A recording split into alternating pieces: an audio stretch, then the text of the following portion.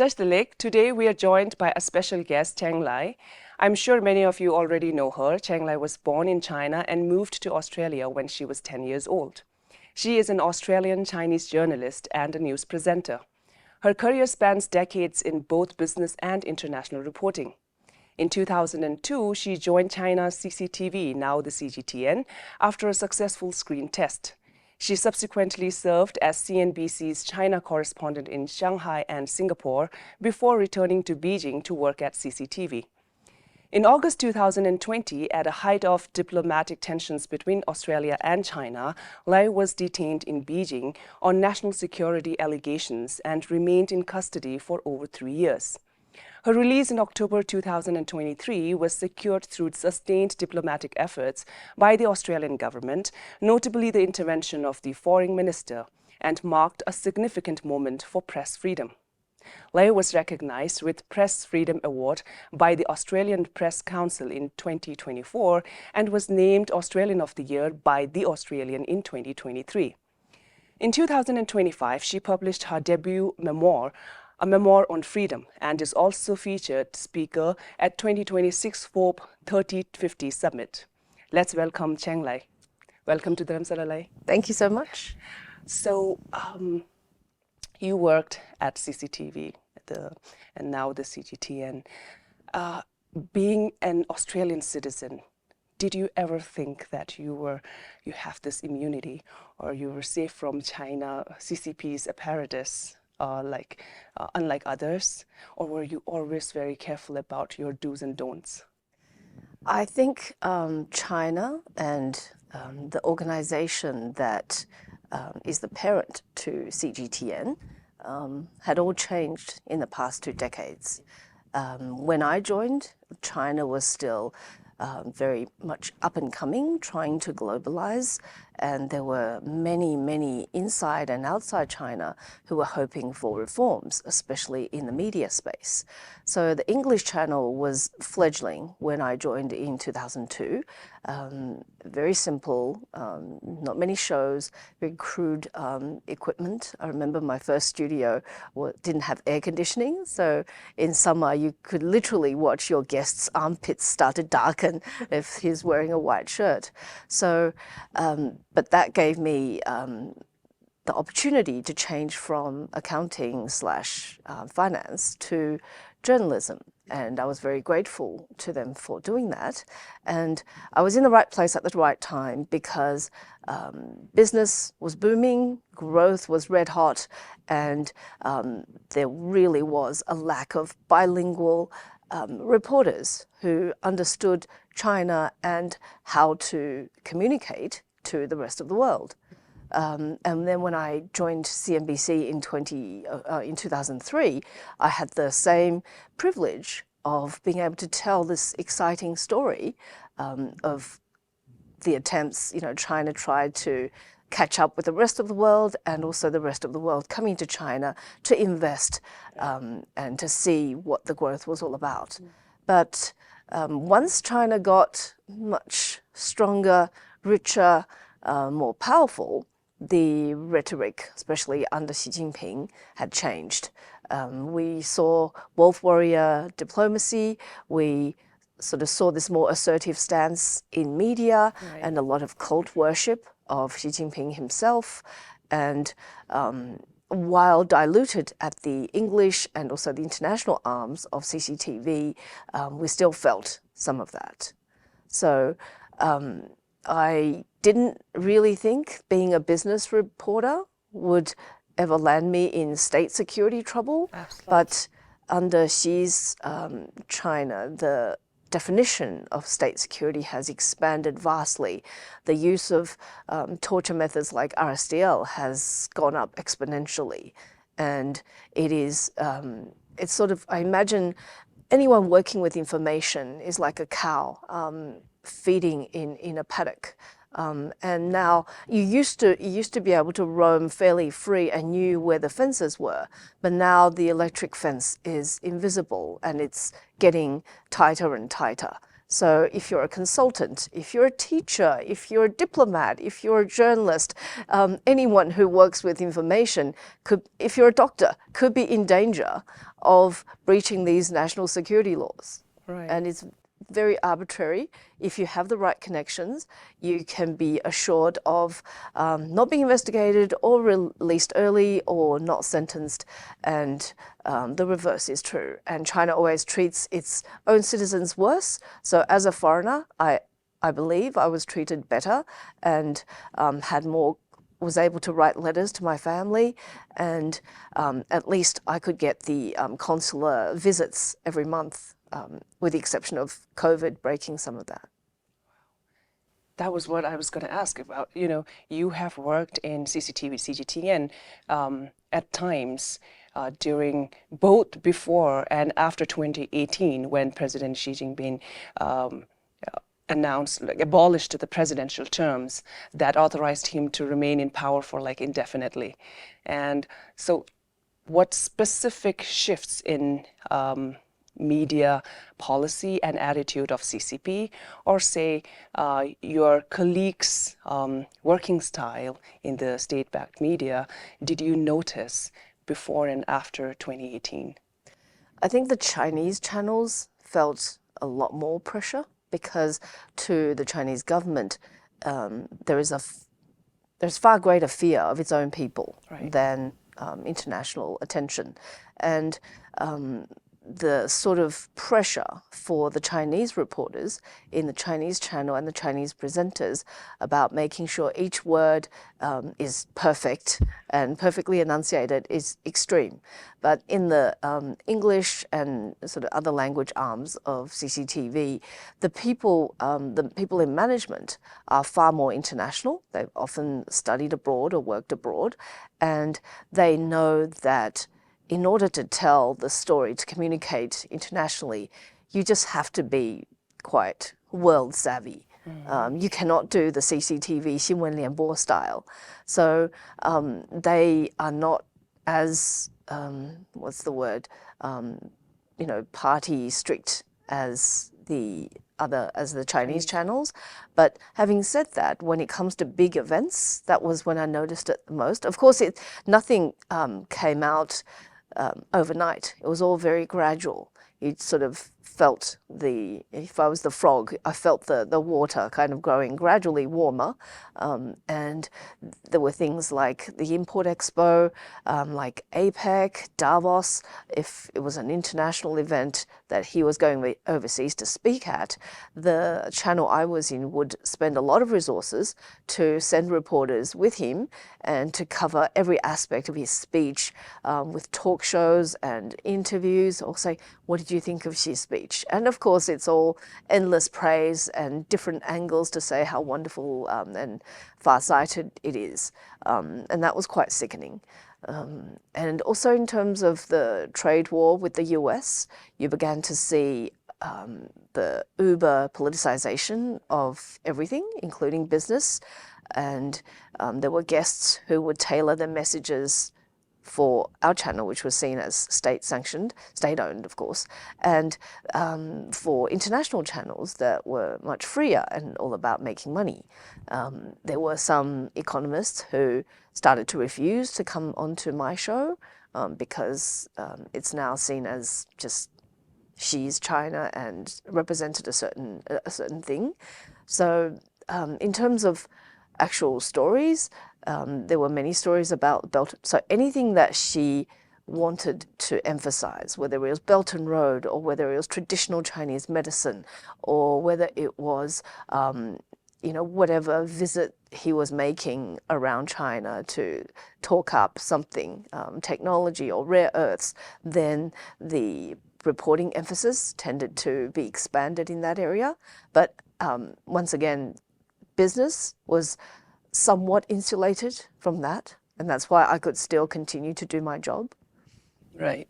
So you were talking about RSDL when you were wrongfully accused of illegally supplying state secrets to foreign organizations, and you were held in RSDL for a few months. So RSDL is a residential surveillance at a designated location, usually carried out at special facilities run by the public or state security bureaus of China. The measure allows for what one journalist calls the disappearing of suspects into secret detention. The measure has been used heavily since 2015 against human rights lawyers, Falun Gong practitioners, and dozens of others accused of political offenses, including foreigners. So tell us about RSDL, your experiences there, and how and in what ways being kept in RSDL is a violation of human rights. Lest the word residential fool you, there is nothing residential about RSDL. It is to give you this false sense of relaxation that it's house arrest. But in fact, as far as I know, all of the cells for RSDL, whether it's in state security or public security bureaus, are not what you would associate with residences or hotels at all. Of course, there are some exceptions with different cases, but the place I experienced, which was owned by the Beijing State Security Bureau, is on the outskirts, a very run-down part of town. It's a rather huge, extremely strictly guarded compound with no signs. It's number 47, Dahongmen Nanlu, in Fengtai district of Beijing, of an area I hate very much. And what it is you're put in a cell, in my case, a padded cell, because they know that this extreme form of psychological torture, and in some cases, especially for Chinese citizens, physical torture as well, will drive you to thoughts of suicide. But they will make sure that you cannot kill yourself. So the three-step process of the judiciary system is I find in descending order of pain and restriction. So in RSDL, I call it if it's a sausage factory, I call that RSDL the abattoir. It's where you are kind of killed. And then there's detention, which again is quite horrible. It's not what you think of detention in the West at all, I call the cold storage room. And then you are on the market, which is the prison, which is, yes, you are forced into labor, but it's freer, you get to meet more people, you get to see the sky a bit more. And RSDL, the lights are always on. You are in a curtained off, windows always closed, small cell with nothing but a bed and a stool. You have no objects of your own. And every time you need something, whether to eat with, to wash with, the guards have to bring it in at a special time. All this is to make sure that you have nothing with which to hurt yourself or hurt the guards or try to, let's face it, nobody's going to be able to break free of that. And there are two guards, for me, it was two female guards, who stand very close in front of me and sit very close to my right.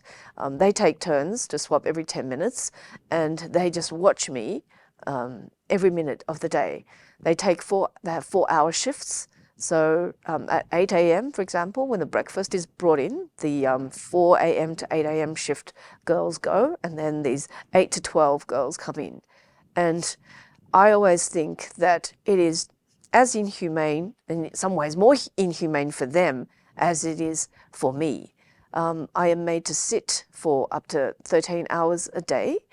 So aside from the noon nap and sleeping, I'm always sitting at the edge of the bed. Not allowed to slouch, not allowed to close my eyes. There were so many not allows. When I sleep, I cannot put my arms on my eyes to shield against the light. I cannot sleep towards the wall, which makes it a little bit darker. And if I do that subconsciously, then that will wake me up. Same as putting my hands inside the covers. Especially in winter, you have this urge to put your hands inside, but you have to keep them out. And when you are sitting, you are in this, I call it the state of the nothingness of nothingness and the endlessness of endlessness, because you are just kind of sinking in this abyss of pain, confusion, and desperation, and isolation, and you can't do anything. You can't scream. You can't, like when we watch prison movies, we see some poor prisoner huddled in a corner and, kicking at rats or banging against the wall or trying to do sit-ups or something. But there you can't even, you're deprived of even a very primal way of venting. So you have to find every ounce of positivity and strength within yourself. I think for me, I got to the lowest point around October, and I was arrested in August, and that was when I really entertained thoughts of killing myself. And the only way I would be able to do that, because the only thing hard in that cell were the bathroom tiles on the floor, because they watch you shower, they watch you sleep, they watch you go to the toilet. But I thought I only had about 1 second window before, because they are standing very close to me while I'm on the toilet, and they would immediately grab me and then radio for support because there are always security cameras as well. But I visualized that bashing myself against the tiles in order to stop the mental anguish. And I guess they also tailor the torture to who you are, like where you are in the whole system, how useful you are, what you are saying to the outside world. If you do have external visits at all, for my Chinese citizens, they had nothing. Chinese cellmates, that's cellmates later. But I think it's inhumane because you cannot see a lawyer. You cannot talk to anyone.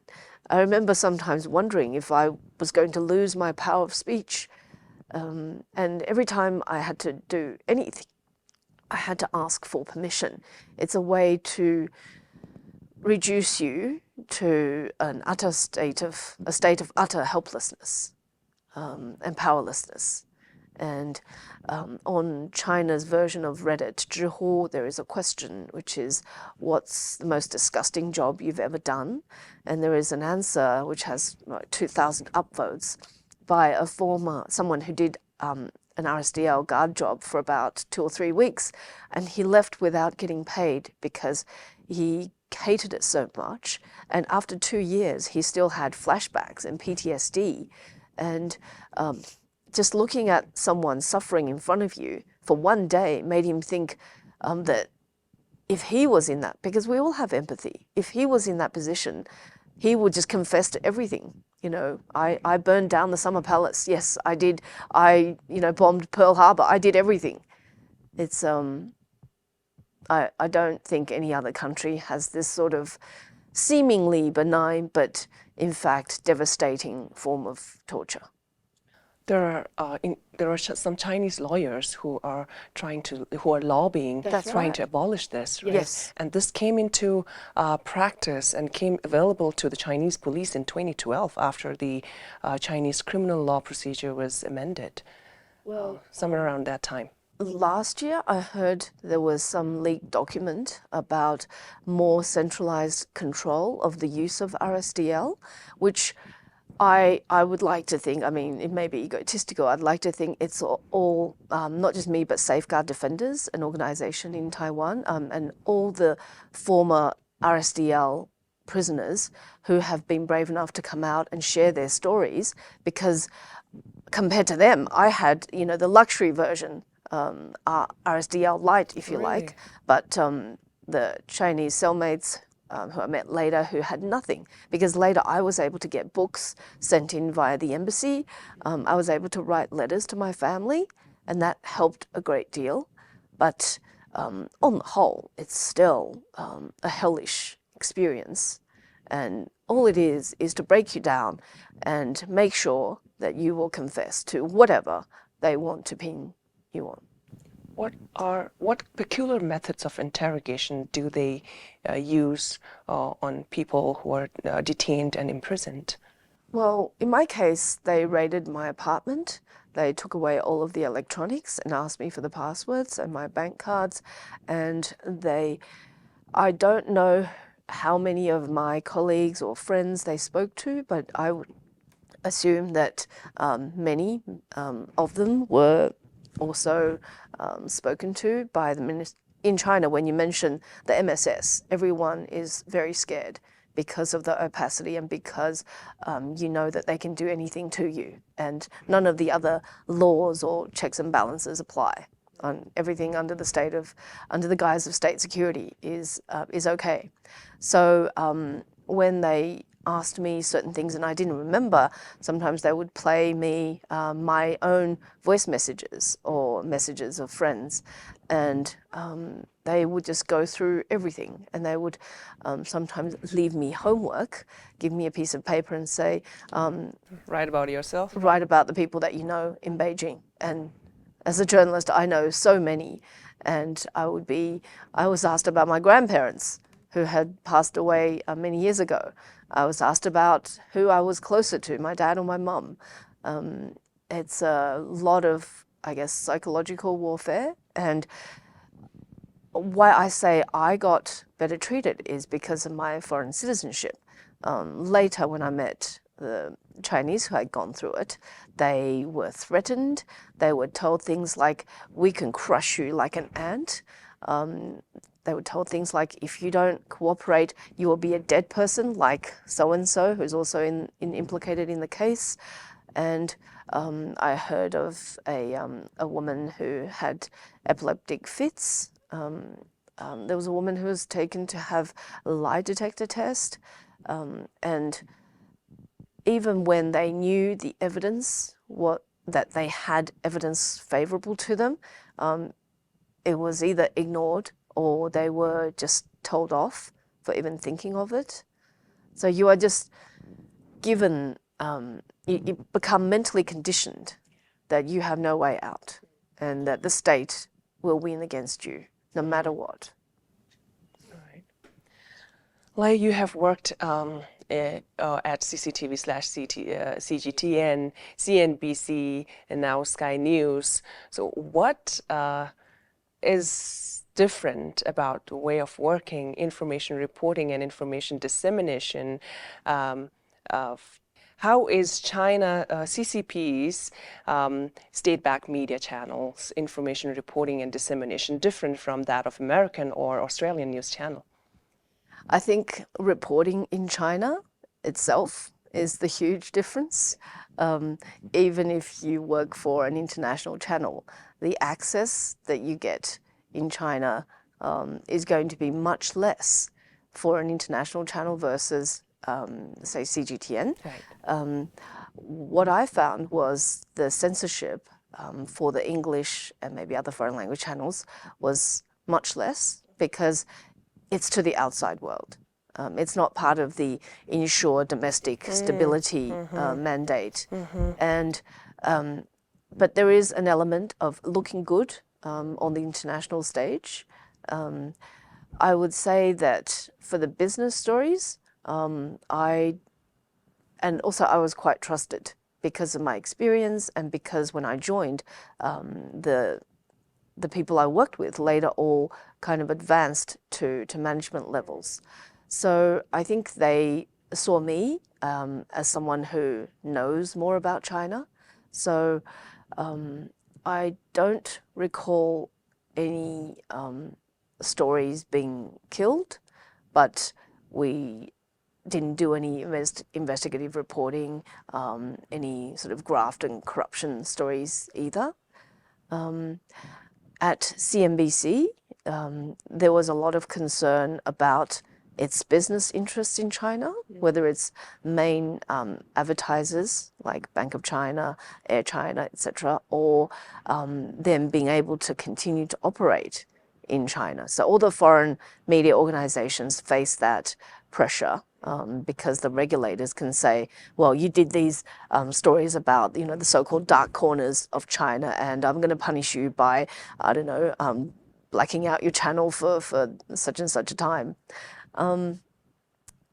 Obviously, at Sky News Australia, I'm experiencing so much freedom, and the access to politicians is just unrivaled. In China, the politicians face, especially under Xi, so much fear about saying the wrong thing that you used to be able to get interviews with mayors or provincial governors or even minister levels, but now there's a whole sense of say less and be safe kind of culture. I think I was quite I was overly confident that because I worked at CGTN, because I was respected and trusted, that I could ask more questions, and I always tried to get more international guests on the show because I just thought the same old professors who were invited on by the guest bookers were not very good, and they were not international in appearance, style, way of thinking at all. But they were safe because they would never say anything, that could be seen as anti-China. And they're already vetted. Yes, Yeah. exactly. And I believe that the vetting process got stricter and stricter later on, at sort of towards the end of the 2010s. There's a lot of, I think people can sometimes, there are no clear rules.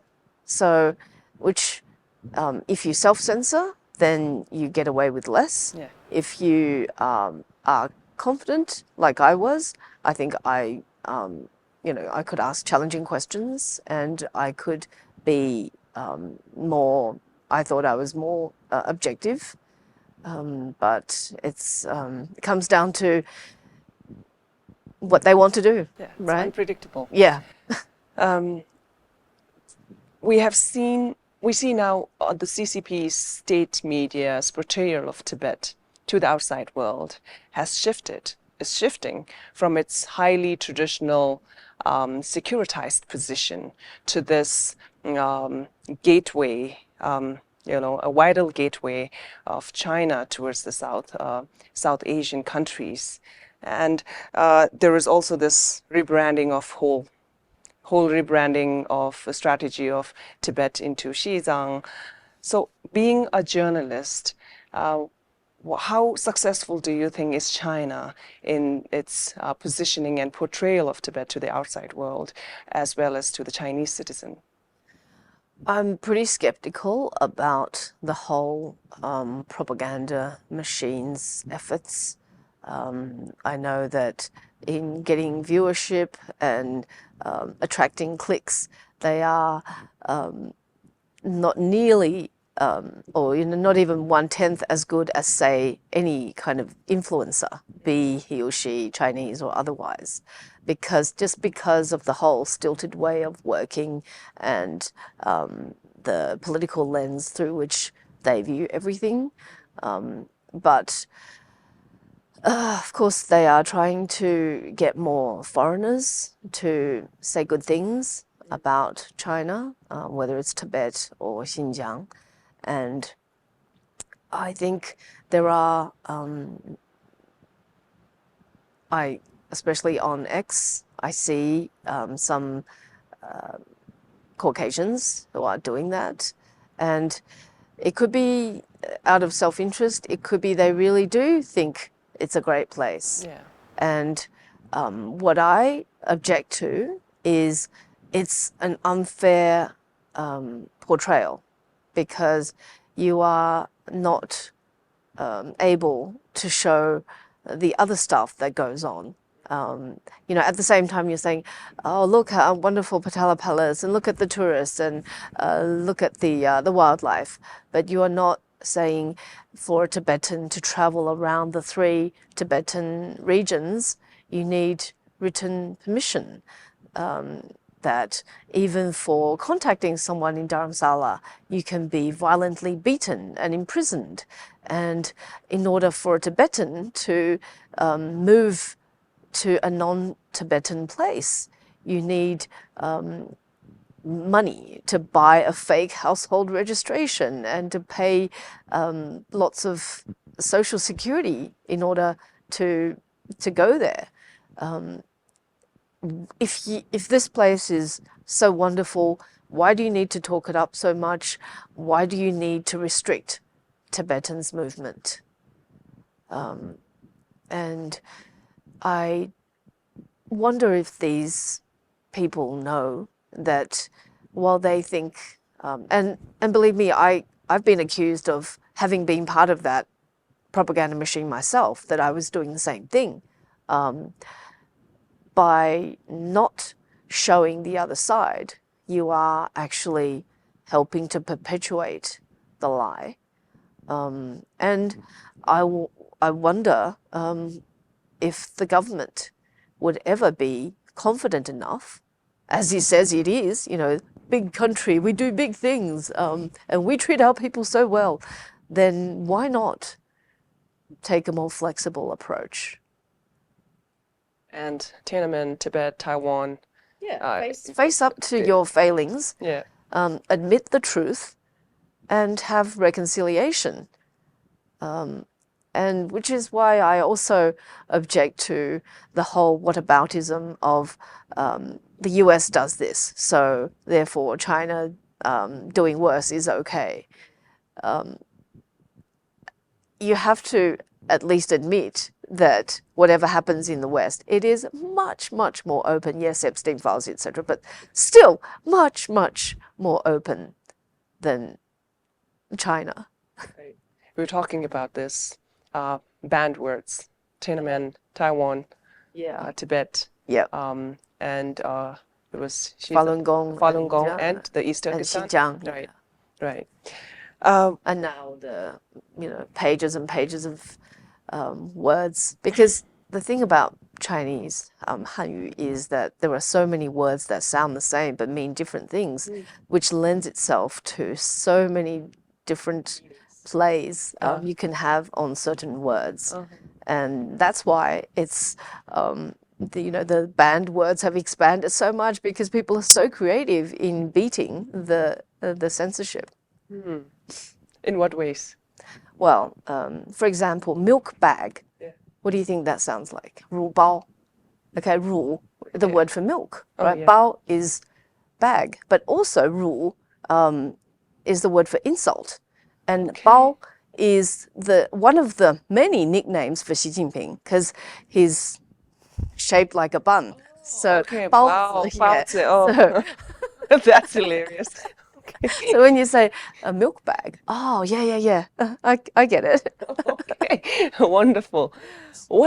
My last question, what is that one thing that you would want the world, specifically the China watchers and the Tibetans, to know and understand about China, CCP?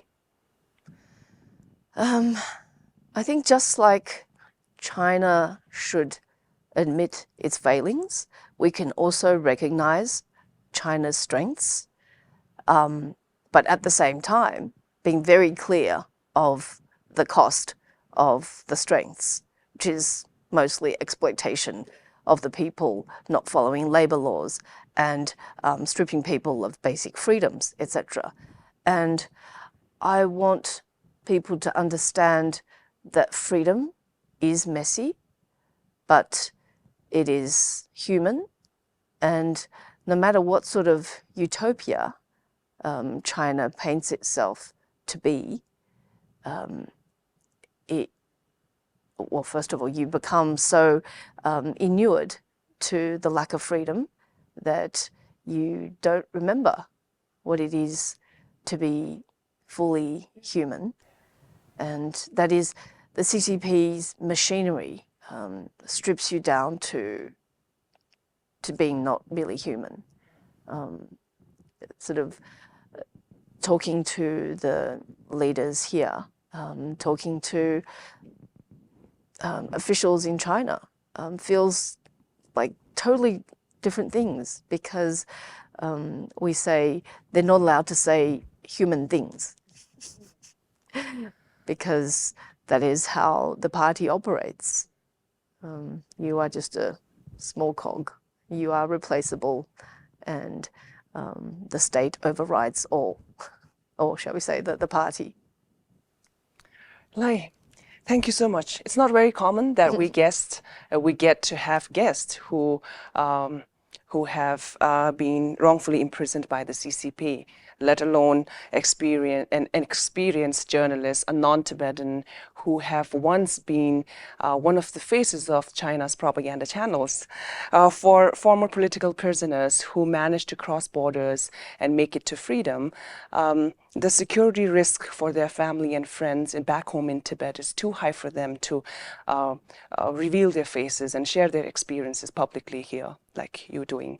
So we highly appreciate you being here, giving your time for this interview to us, and then sharing your experiences. We're very thankful that you're here with us in freedom, your family safe back home in Australia. Thank you so much.